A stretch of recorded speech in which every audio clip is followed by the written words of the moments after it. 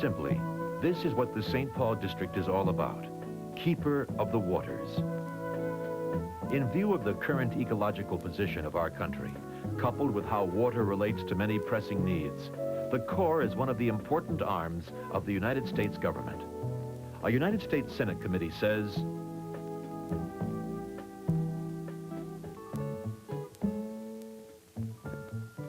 but the dilemma of water is many-sided.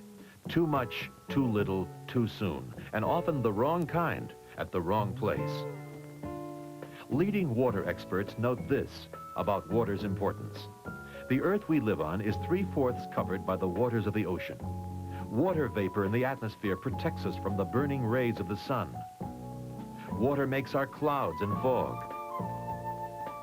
It is absorbed into the soil in which our crop plants grow. But water also causes trouble. It washes away the soil of our farmlands and floods our great valleys.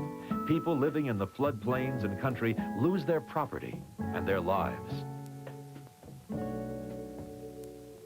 This underscores the important role and mission of a Civil Works District of the U.S. Army Corps of Engineers as keeper of the waters.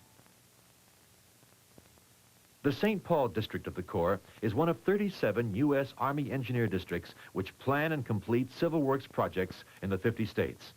The district's boundaries are determined by two major river drainage basins: that of the Upper Mississippi River, which flows south to the Gulf of Mexico,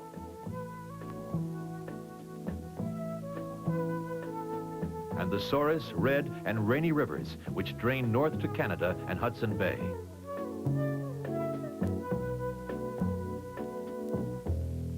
These drainage basins cover much of Minnesota, a large part of Wisconsin, about half of North Dakota, and parts of South Dakota and Iowa, 160,000 square miles in all.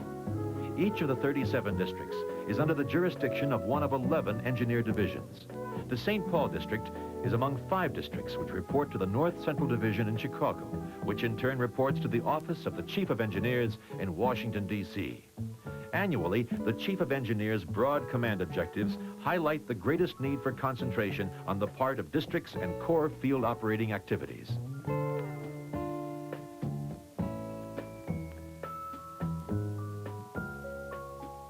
The St. Paul District's missions are typical of a Corps Civil Works District. It is a principal water resource development agency, and through its channels acts as an engineering consultant to Congress, which authorizes all Corps projects. But the district supports other Army organizations in various ways.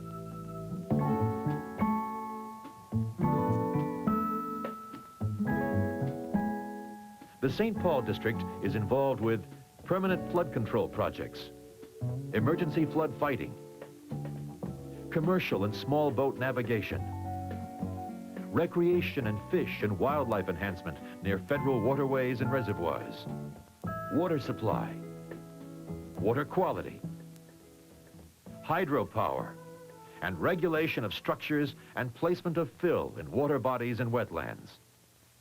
The Corps of Engineers was established by Congress in 1775 as a branch of the United States Army. Under the Military Works Program, Army engineers have long been builders of national defense structures such as forts, coastal batteries, and armed forces installations. In 1824, Congress expanded the Corps' role to include aid in the settlement of the western frontier, clearing and maintenance of river channels, surveying and building of roads, railroads, canals, and bridges.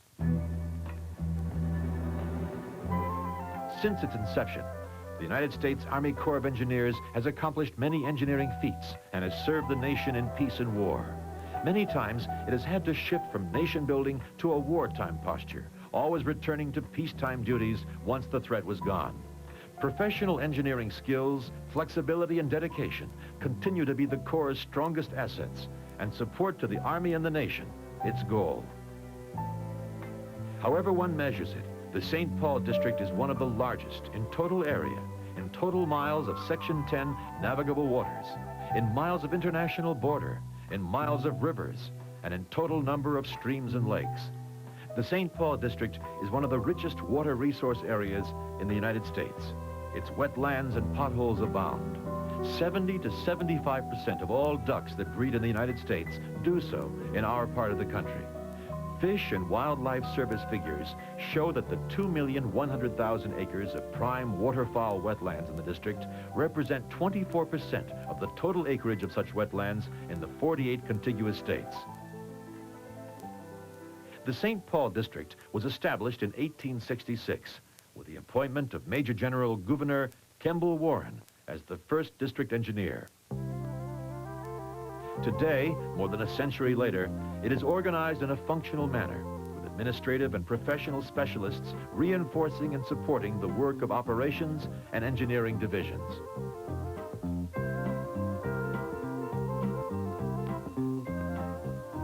The district employs about 800 bright and enthusiastic people in water resource management programs. They come from all walks of life and professional disciplines. Civil engineers, biologists and sociologists, economists and archaeologists, and support specialists such as lawyers and administrators.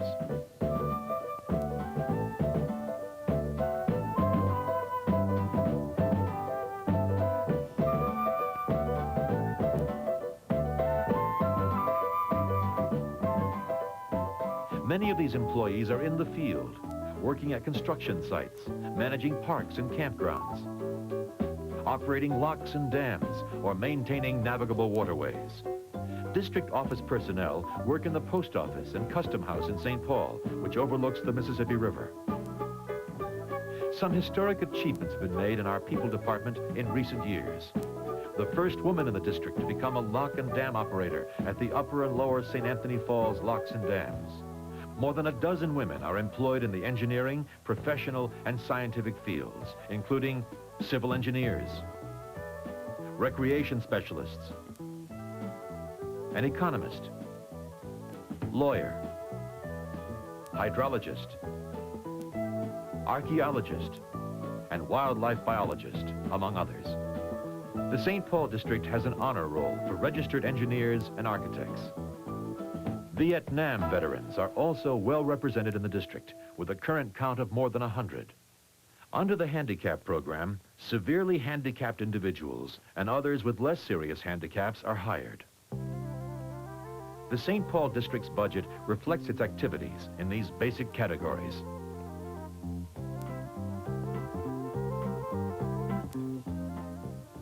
The current fiscal year budget contrasts dramatically with the estimated $397 million in damages that have been prevented in the district by emergency flood operations in the decade of the 70s. Procurement and supply account for a large percentage of the annual budget.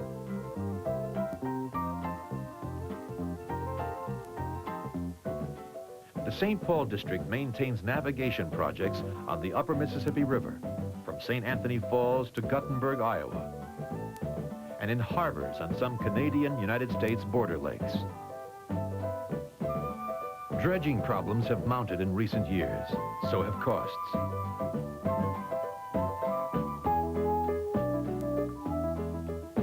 Environmental concerns have markedly changed the way the St. Paul district dredges and disposes of dredge material. But the 9-foot channel project is the key to navigation on the Mississippi River and must be dredged. The derrick barge Hauser and the hydraulic dredge William A. Thompson are the district's main floating plant. Both dredges are stationed at Fountain City, Wisconsin. At one time, rapids, submerged rocks, shallow waters, and snags provided treacherous going for steamboats and barges navigating the Mississippi River. Gradually, beginning in the mid-1800s, the federal government authorized navigational improvements on the river. The worst snags were removed, rocks were dynamited to clear a better passage. Initially, a 4.5-foot channel was maintained, but later the water depth was increased to 6 feet, then to the 9-foot channel presently authorized and maintained. Between 1930 and the 1940s, the Corps built a series of locks and dams from below St. Anthony Falls in Minneapolis all the way to St. Louis, Missouri to maintain the specified channel depth. The locks and dams created a series of slackwater stair-step pools deep enough for river traffic, where boats and tows are raised or lowered at each lock to the level of the next pool. In the 669 miles between Minneapolis and St. Louis, the river drops 420 feet. The step system is made up of 29 locks, 13 of which are in the St. Paul district. Most locks and dams provide visitor platforms from which locking activities may be observed. Since the completion of the 9-foot channel system, barge traffic on the river has increased continually. Commercial tonnages of petroleum, coal, and grain have made marked gains in the last decade because it is usually cheaper to ship bulk cargoes by river than by land. The district operates and manages or regulates flows from 8 flood control reservoirs. They are used to hold back spring runoff, heavy summer rains, and to augment water supply for communities, including the Fargo-Moorhead area. Many are associated with wildlife propagation and management. In the St. Paul district, recreation areas have been developed at the Mississippi River headwaters lakes, at the flood control reservoirs, and harbors on the Mississippi River for pleasure boaters from Minneapolis to Guttenberg, Iowa. Between 1972 and 1980, an estimated 30 million people visited these areas, about 15 million recreation days of use annually. The day use areas and primitive camping sites are free. An overnight fee is charged for more developed campsites. Big Sandy, Winnipegashish, Leech, Gull, Pokegama, and Cross Lakes are located in north-central Minnesota. The headwaters dams and reservoirs originally were built in the late 1800s and early 1900s to supplement low flows downstream during dry seasons to aid navigation. Mississippi water levels were stabilized after the locks and dams along the river were built, but the headwaters dams still provide a safeguard to flooding in the Aitkin, Minnesota area. In North Dakota, camping and day-use recreation parks are located on Lake Ashtabula, created by Bald Hill Dam near Valley City. A day-use area at Hommy Dam near Park River, built by the district, is now maintained by Walsh County. Improved accessibility for bank fishing was developed as a result of channel improvement work on the Souris River at Minot, North Dakota. Oh Golly Dam at Spring Valley, Wisconsin is the site of the district's newest overnight camping area. It also offers day-use recreational facilities.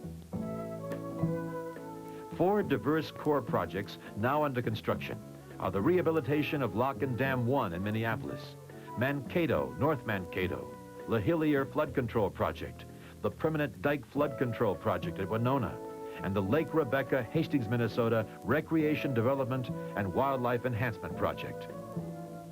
After 50 years of yeoman service, Lock and Dam 1 is about to get a new lease on life. A $40 million 4-year rehabilitation program will extend its service to the people of the region for at least 5 more decades. Years of study and planning and careful consideration of alternatives by the Corps of Engineers have led to the recommendation to rehabilitate aging locks and portions of the dam to ensure reliability and increase the service of this vital link in the 9-foot channel. The Mankato and North Mankato project is scheduled for completion in 1986 at a cost of around $86 million, consisting of levee, flood wall, and drainage structures, a network of pumping stations and bridge relocation. The project will protect several communities against flooding from the Blue Earth and Minnesota rivers. For Prairie du Chien, Wisconsin, Congress approved a non-structural project to relocate 130 residences and 2 commercial buildings away from the floodplain. This color-coded aerial shows that structures will be relocated mostly from St. Ferriol Island, almost annually awash by the Mississippi. Starting in 1978, the project is scheduled to be completed in 1983 at a cost of around $5 million. The Prairie du Chien project is the first such project to be implemented in the United States. The $29 million Winona Flood Control Project began with the final phase of protection for the city. The project is designed to complete the protection of Winona and the adjacent area against the ravages of periodic flooding, the worst recently having occurred in 1965 and 1969. The project consists of earthen levees, concrete flood walls, interior drainage facilities, including 5 pumping stations, channel improvement along Burns Valley Creek, and bridge alterations. Another flood control project in the construction stage is the upper reaches of the Minnesota River portion of the Big Stone Lake Whetstone River project. Channel and structural modifications and bank stabilization will cost about $4 million. Following the design stage and construction start, the Wild Rice River South Branch Felton Ditch project, which offers local protection in Clay and Norman counties, Minnesota, should be completed by 1983. It will cost about $6 million. 6 other important projects are in design stages. The Rochester, Minnesota Flood Control Project is now in phase 2 of a general design memorandum. The disastrous summer flood of 1978 in Rochester, with its suffering and losses, gave strong impetus to this estimated $75 million project. It will include upstream dams and impoundments to be constructed by the Soil Conservation Service, Department of Agriculture. The $29 million Twin Valley Lake Reservoir project, 2 miles east of Twin Valley, Minnesota, is aimed at reducing downstream agricultural and urban flood damages and providing opportunities for recreation and fish and wildlife enhancement. In pre-construction planning are flood control projects at Chaska and East Grand Forks, Minnesota. The Roseau River project in northern Minnesota includes approximately 44 miles of channel modifications. It will cost about $24 million. And the proposed Burlington Dam project on the Souris River above Minot, North Dakota, includes a dry dam and a 4-foot raise of the Lake Darling Refuge Dam. The principal purpose of the $120 million Burlington project is flood protection for urban communities.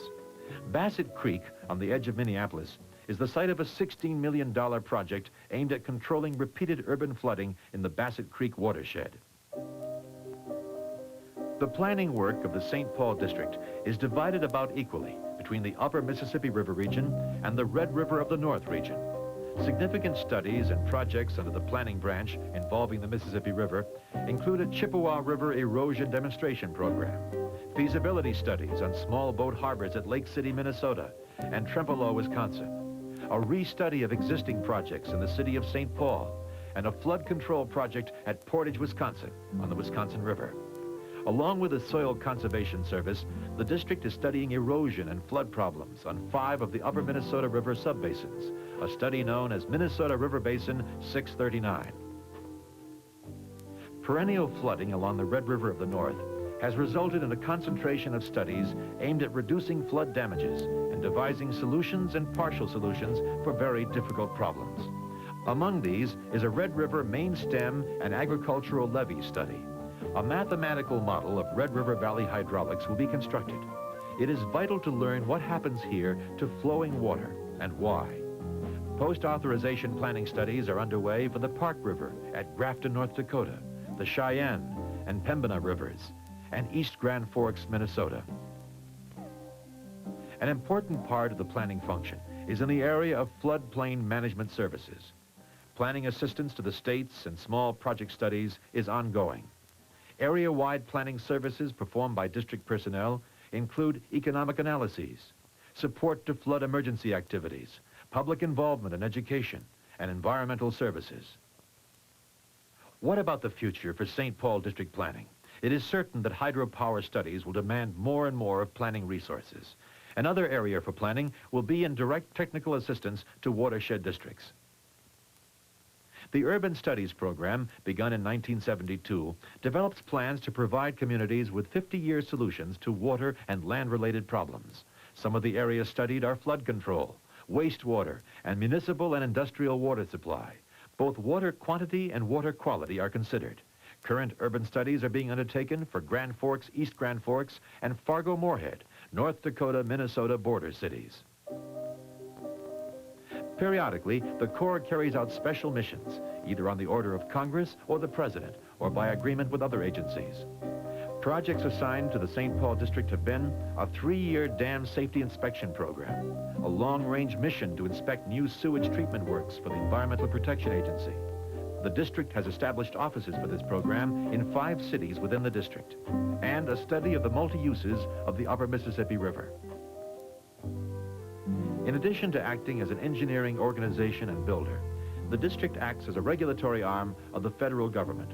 The River and Harbor Act of 1899 authorized the Corps to regulate navigable waters of the United States, which historically involved the permitting of structures or work in the water. In 1972, Congress enlarged the Corps' authority and responsibilities. The Corps now regulates most water bodies and wetlands under Section 404 of the Clean Water Act. Under these laws, a permit from the Corps is required to build structures such as piers, wharves, and docks in navigable bodies of water, or to discharge dredged materials into navigable waters and wetlands. Such factors as conservation, economics, historical values, flood damage protection, fish and wildlife, water supply, and general needs and welfare of the people are taken into consideration before a permit is approved. And a very important consideration is that well-regulated and protected wetlands have proven to be a factor in deterring flooding. Flooding and flood control have always been a major concern of the Corps. Due to heavy rains, deep snowfall, or an early thaw, flooding occurs on many of the district rivers each year. Severe flooding occurred in the Mississippi and Minnesota river basins in the spring of 1965 and 1969, often in the Souris River subbasin, and in the Red River of the North Basin, repeatedly in this century, most recently in 1978 and 1979. Damages prevented by existing Corps projects and emergency work amounted to about $170 million in the worst flood year. The flood problem in the district is complicated because people too often build their homes and businesses in the floodplains, the area of low riverbanks near main channels, where swollen streams spilling over the banks cause damage and destruction. In the Red River Valley, the 1979 spring flood again demonstrated the difficulty of regulating floods in an ancient glacial lakebed. And so this is the wide-ranging work of the St. Paul District Corps of Engineers, in serving many human, social, and long-range economic needs in the area of water development. But today, in the care of our water resources, the keys are conservation, balance, public benefits, environmental design, and all of us working together in a fully integrated resource approach to safeguard and manage our water resources. The St. Paul District of the United States Army Corps of Engineers invites broad citizen participation to help it realize its trust as keeper of the waters.